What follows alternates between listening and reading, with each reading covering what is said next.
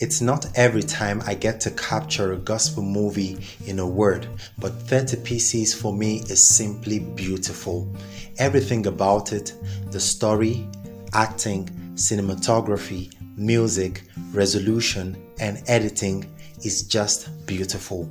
These are the moments that I, as a gospel movie reviewer, live for, a synthesis of the art, the eternal, and the critique of filmmaking. Right from the first second, I felt like I was about to watch something special, and I believe this can be the story of every gospel film because I know that it is the Lord's Spirit that gives inspiration. It's neither by our power nor by our might.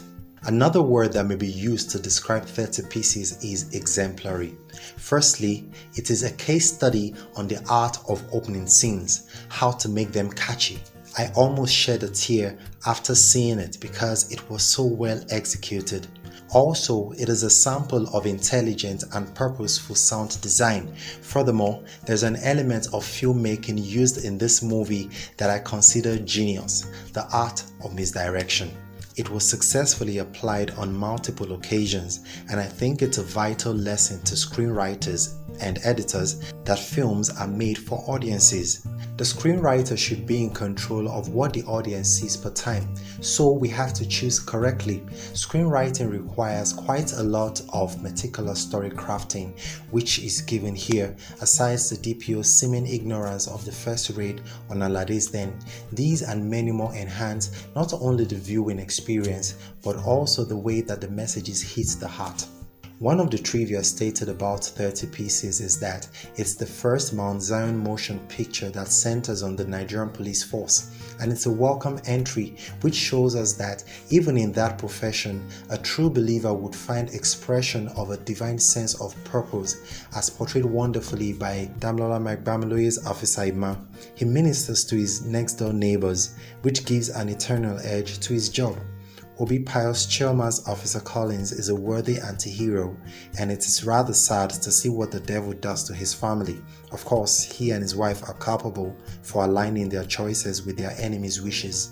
Ima is not portrayed as a perfect man, as we see when he does not obey the voice of the Holy Spirit, and he suffers for it for a while before the seed of selflessness he has sown in the life of others begins to speak for him. This showed me more vividly that God's instructions are for our own good. They are to keep us from danger. They are to teach and guide us in the best pathway for our lives. Standing on the side of righteousness in the midst of corrupt colleagues came with rewards for Ima, and we see that as long as we are working in accordance to God's plan for our lives, He will cause all things to work together for our good. Since the release of Abejoye Season 6, there has been the novel insertion of logos in the end credits. These acknowledge the ministry, the production outfit, and the music studios, which I believe is a good move.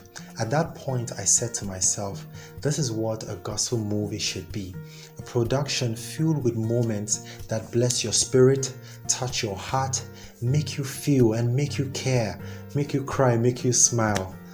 30 Pieces is filled with many instances as these. In conclusion, 30 Pieces is worth every single minute of its runtime and is a rewarding watching experience. If you've seen the movie, please share your thoughts about it with me in the comment section below. The link to the movie is in the description.